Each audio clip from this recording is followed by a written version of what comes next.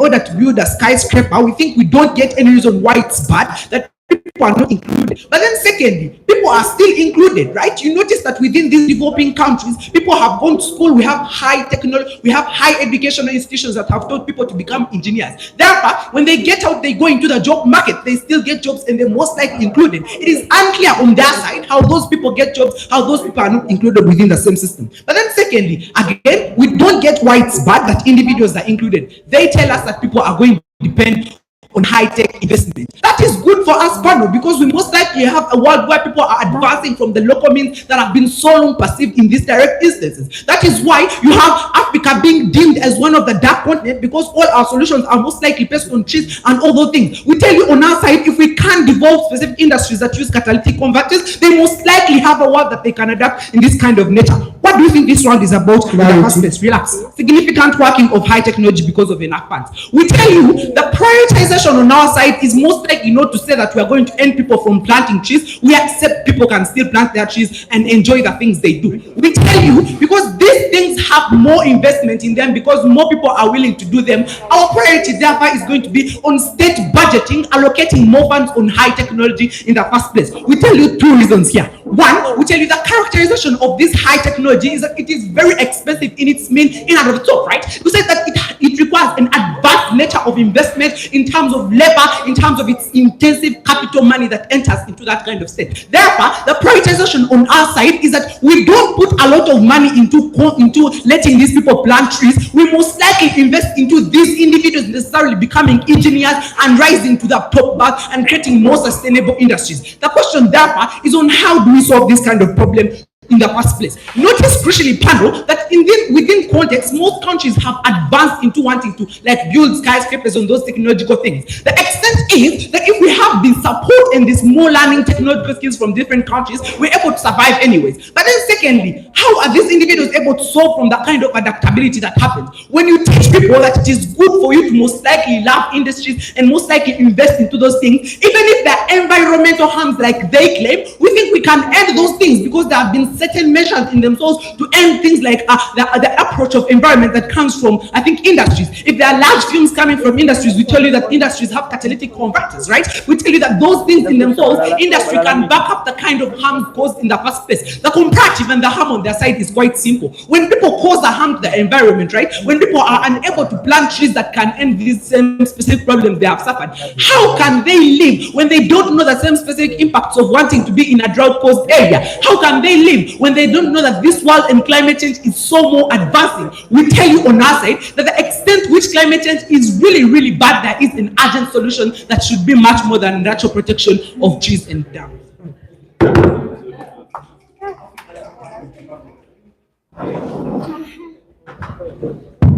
The guy was stating his birthday time is up, and the guy told him to relax. Relax, man.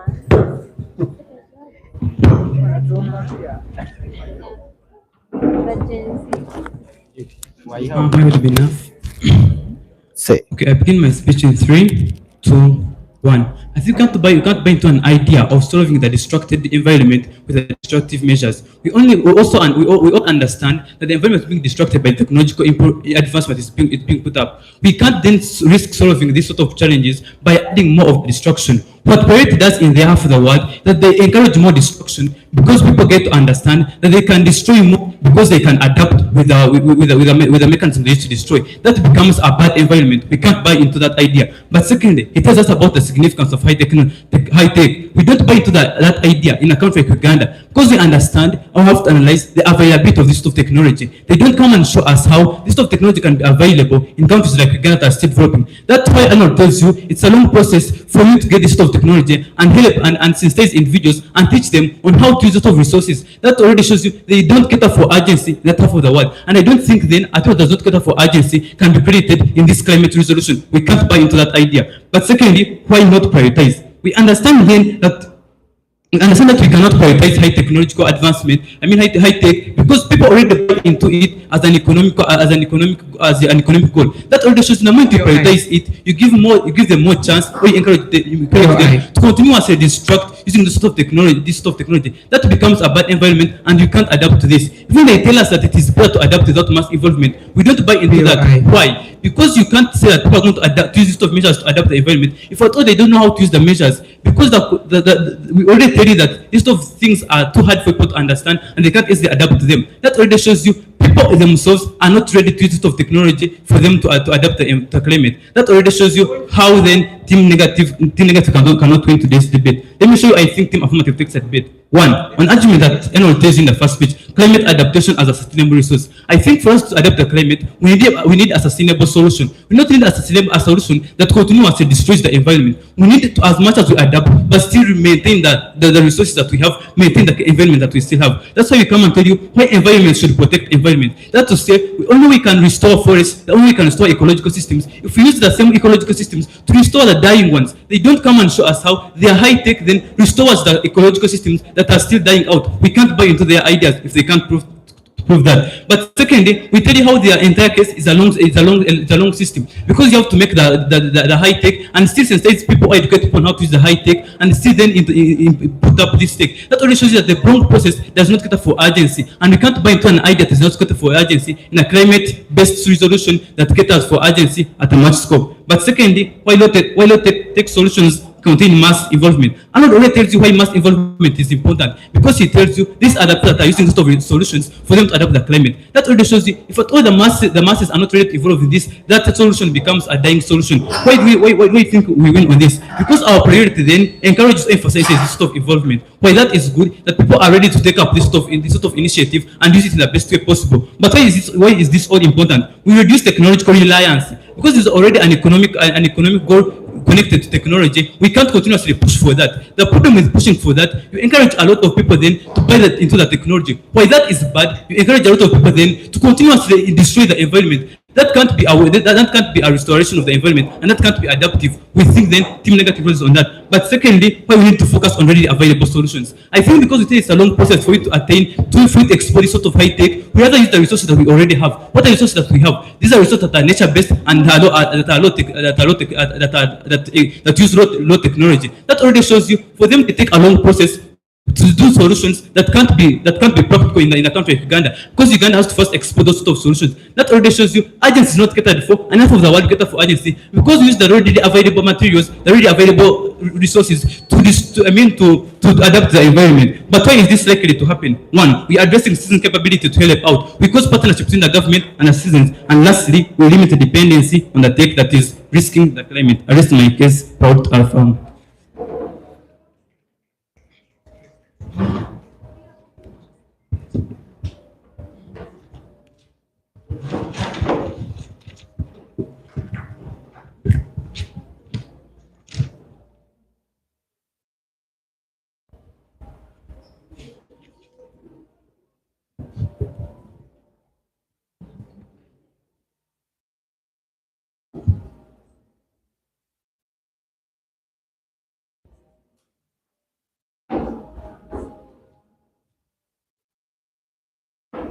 Okay, my speech begins in 3, 2, 1.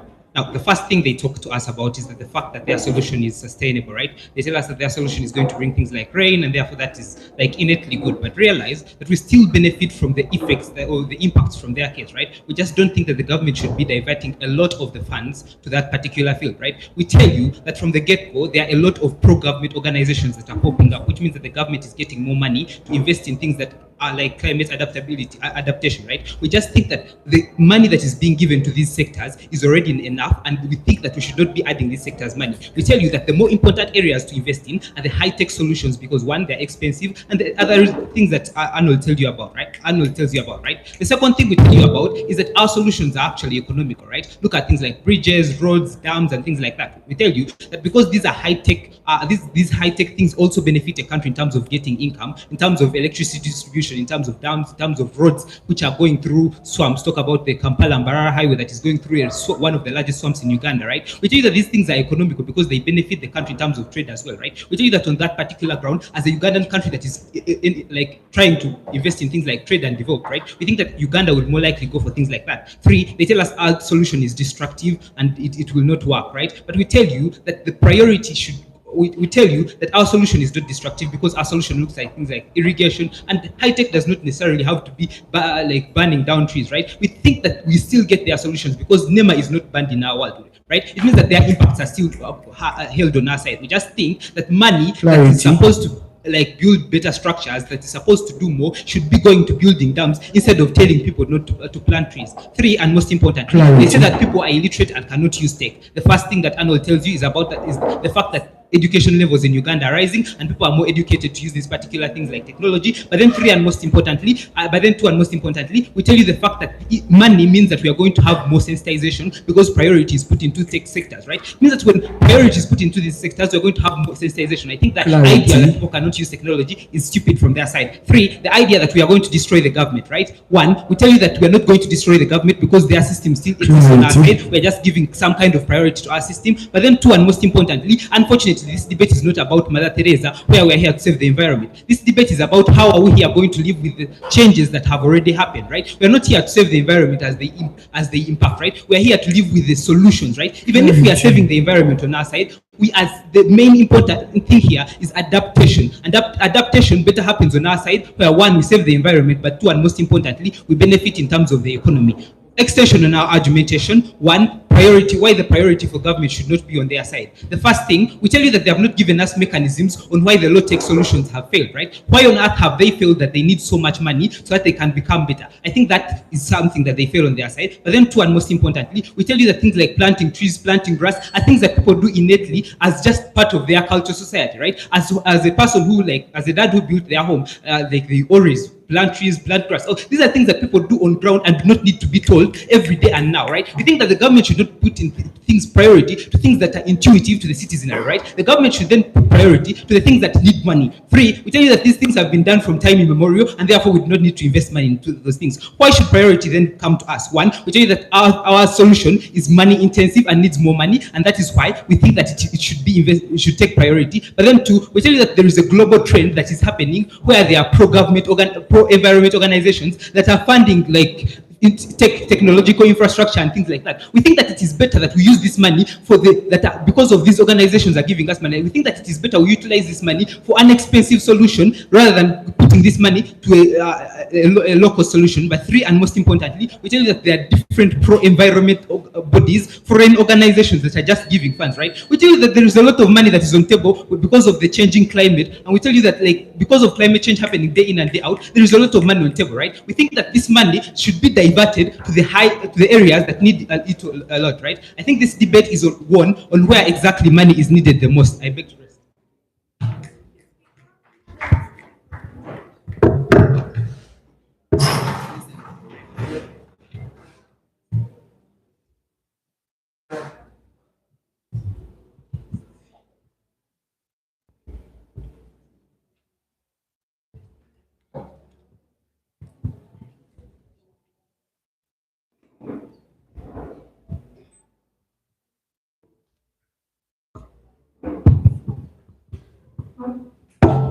Begin my speech in 3, 2, 1.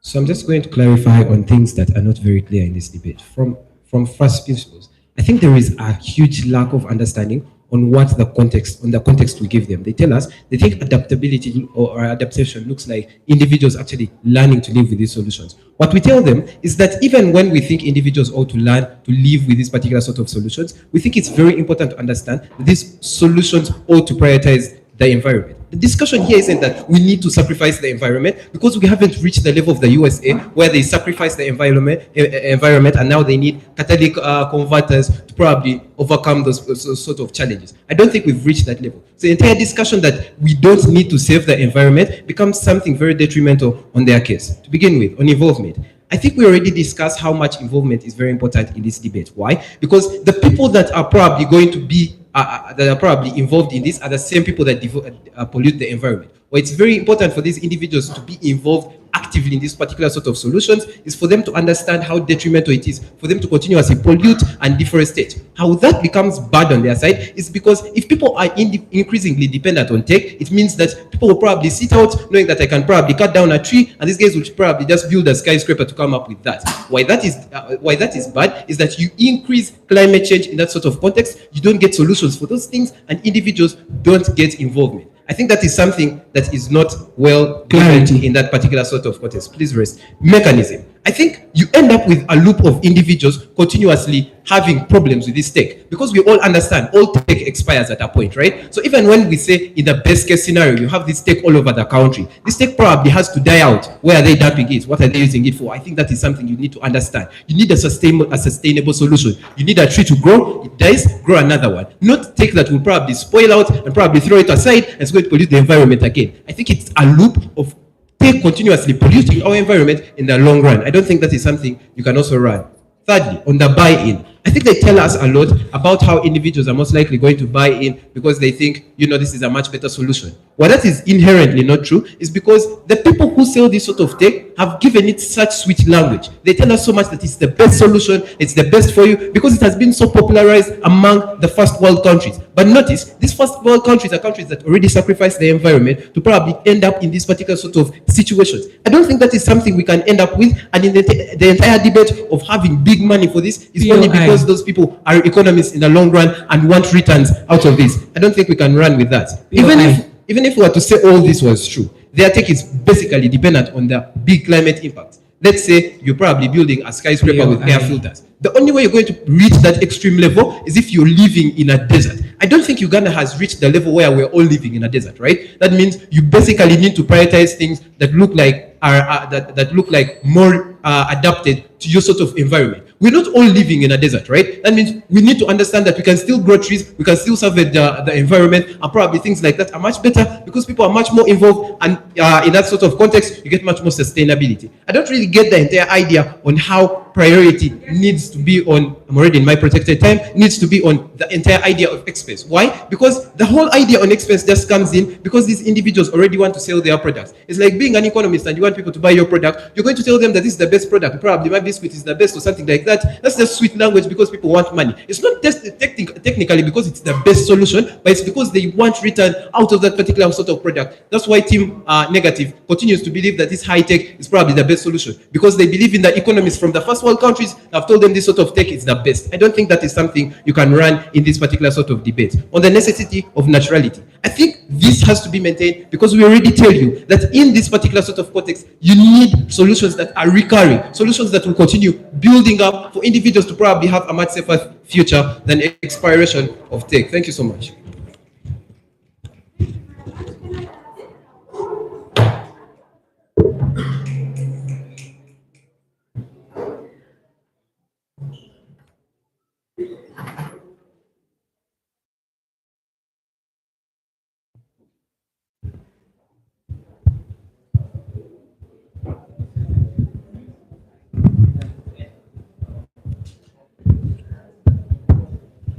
All right.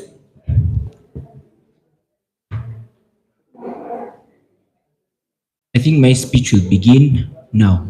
I'll first clarify on what the debate was not about. One, it was not about the idea of, we do not have money, so what should we do? The debate is about that we have some money for adaptation.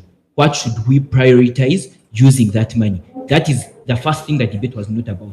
Secondly, I think just like a clash on that point, I think it is even given that these developing countries rely on foreign aid for majority of their budgets, I think it is very hard to tell the UN that, give us a lot of money, we want to plant trees. On our side, we think that, it would also be easier for you to get more money for adaptation, given that the outside world is more likely to buy into these high-tech things. But then moving from that. Secondly, the debate was never about solvency. Ray and Arnold keep telling you, our side of the house, we are going to solve the problem. On your side, you're just elevating it. You're like America, which is living with climate change problems. We tell you that adaptation in and of itself means that the problem has already happened.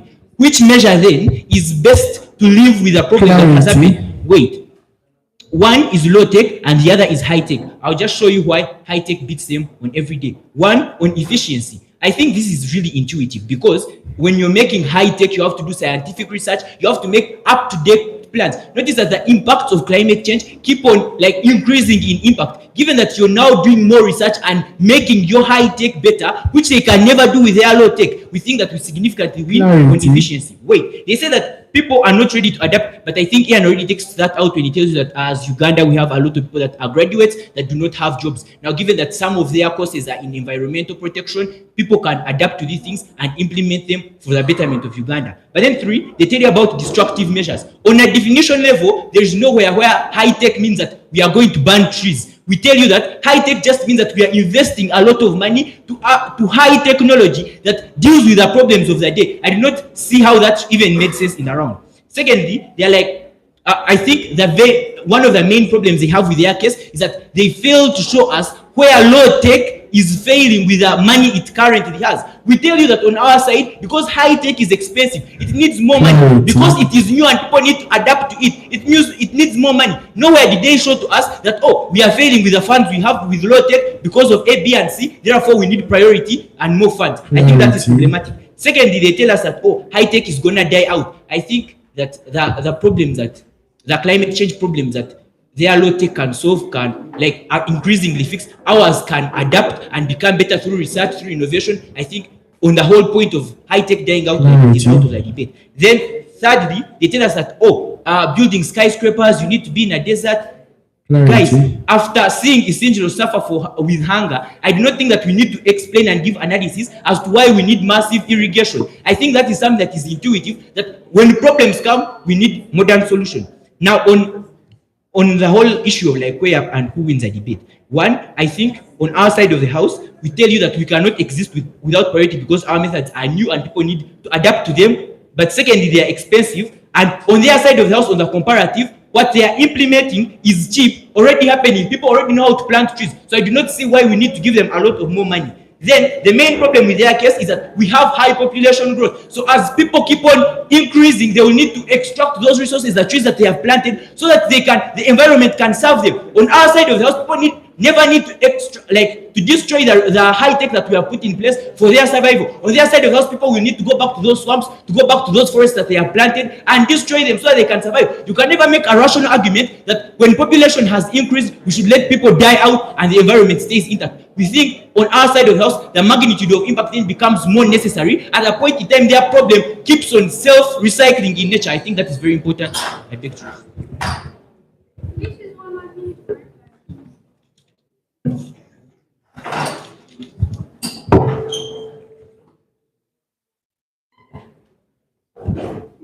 This time I know I'm doing free of reply.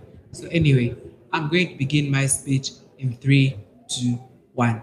Hano, again, the discussion of environmental protection having high technology in it, we don't see how high sprinklers in themselves mean that you're destroying the environment, right? Again, they screw the debate. They tell us that this debate is about natural solutions, that adaptability needs you to care for natural solutions.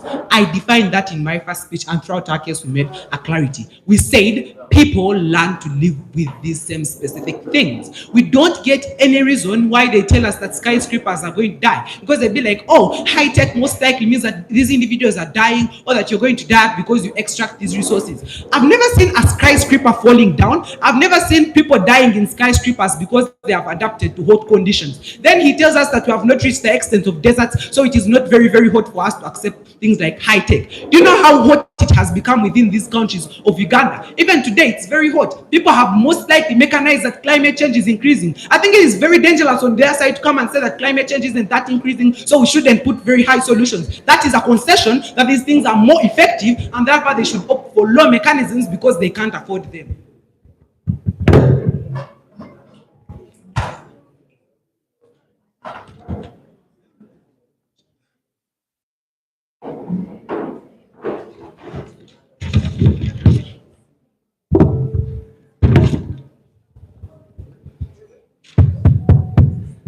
Three, 2, 1. The economic bit that they completely don't rebut makes every team believe, or makes the whole entire team believe, that the only way you're going to survive or adapt to climate is if you have a catalytic converter. That inherently makes people to believe that they have a solution to that problem. The solution to that problem, the only solution catalytic converters can solve, are removing that carbon from the air. That means for you to have a catalytic converter, you'll have to first affect the environment, then bring in the solvency they have. That's the dead case. But the second thing is to say that we tell you that naturality is very important because people are most likely to live far much more comfortable in things that are natural and they can relate with. That is why we are fronting for this low tech that one, are intuitive, but two, people need them more because people have been pushing economic ideas such as in Taro School to make sure that these things are taken away from people's society. I think we can't develop on the same grounds if we lose everything and the only solution we have is what they promise us that can't solve it if we don't have enough money to pay for it. I wish.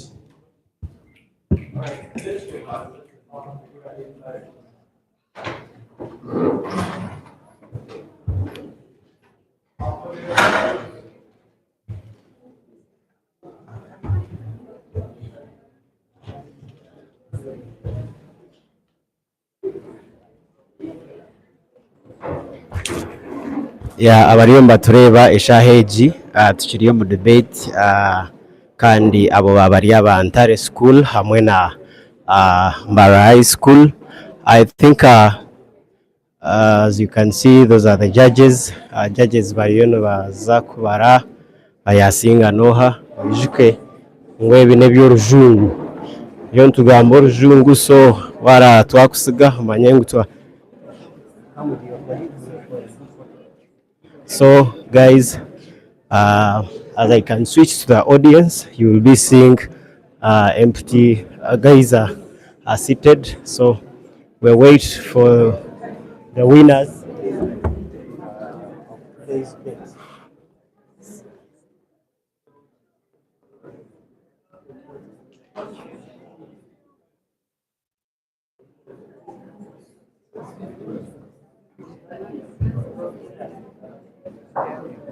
Hello guys. Hello. How was the final? How was the final round? Eh? I wish last year we were doing finals all here, okay? In the same common room. So the debate final for the university category took place, as the debate final for the secondary schools also took place in the same time. So literally speaking, after the two finals, everyone was asking, why is the university finals not so enticing like the high school finals? Like it's because of the format. Because actually speaking, if you listen to both speeches, you understand that the debate is a sport for the brain. Okay? But congratulations, teams. Just reaching finals is very hard. And before both of you ran away, I think it was a derby, right? Mbara High School and Tare School, whenever they reach finals. Now you'll see after they announce the results, people refuse to put on medals. Some people will start, you know those things. I've seen it happen very many times. But congratulations, Arnold, I had great day. Congratulations to both of the teams. Let's wait for what the judges now at the table. Right about now, we are going to proceed with tonight's program. And we are almost starting the closing ceremony, right? I recognize the presence of the Vice Chancellor. He is here to close with us. I think he could now come and take the seat. Together with the chief guest, who is also from Ministry of Water and Environment. So I think they could now officially come and take their seats, the front seats, then we could now probably start the finals. I mean the closing ceremony, still a final anyway.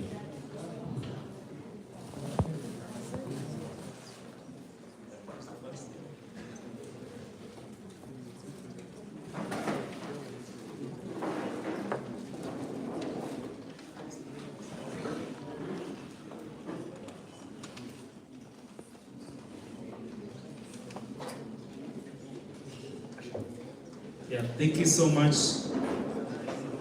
Well represented. Some.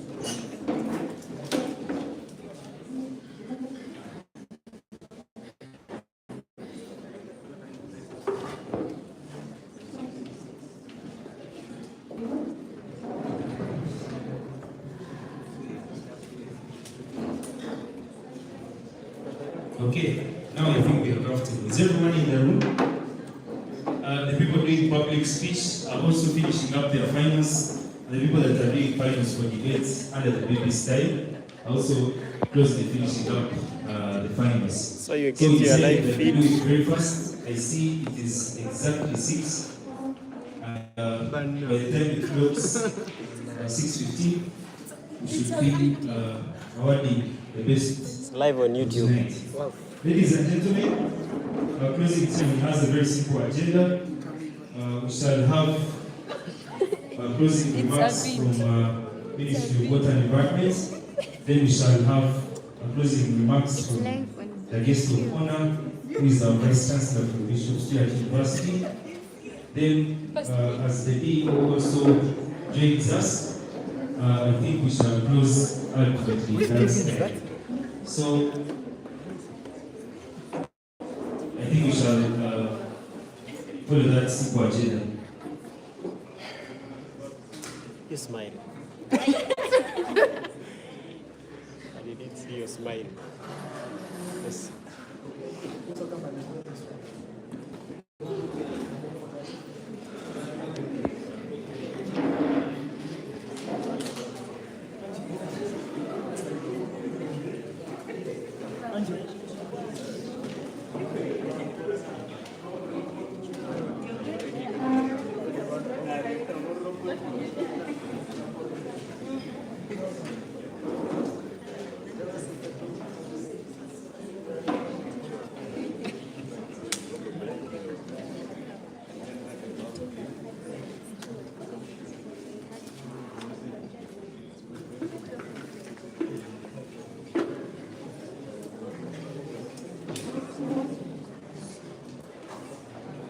Alright, we are sitting on something in the agenda, but I think we are done. Right about now, I'm going to welcome the team leader of Ministry of Water, the Victorian, it's called the Victorian. His name was Stephen. Will come and give his closing remarks. Then we could have the guest of honor come later on. Thank you so much. Let's give him a hand clap. He's the person behind this event. So if there is anyone to thank, since we've had creme de la creme from here, is this very, very distinguished gentleman. Thank you so much, Mr.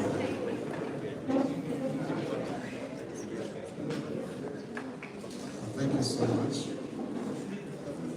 The Vice Chancellor of Bishop Stuart University, the judges and the patrons from various institutions that have participated in this debate, our partners, Accord, TerraVise, Laboratories, Foundry, Coca-Cola, and many others that have joined us in this environment. Of course, not forgetting youth who are the pioneers for the initiators of these debates. Ladies and gentlemen, I would like to really appreciate universities and the high schools that have participated in these debates and public speaking.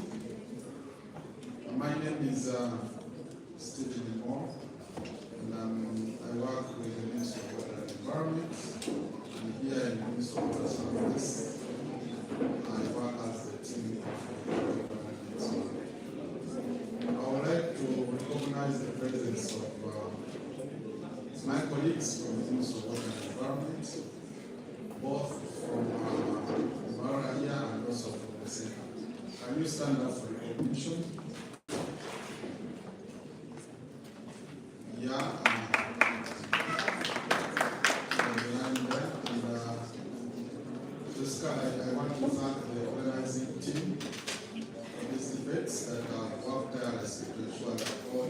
logistics, all the facilities are organized. I want to thank Christelle, together with our team from the university here, who have ensured that our time here was a bit comfortable, and whatever has not gone right, we apologize and we hope to make it better next time.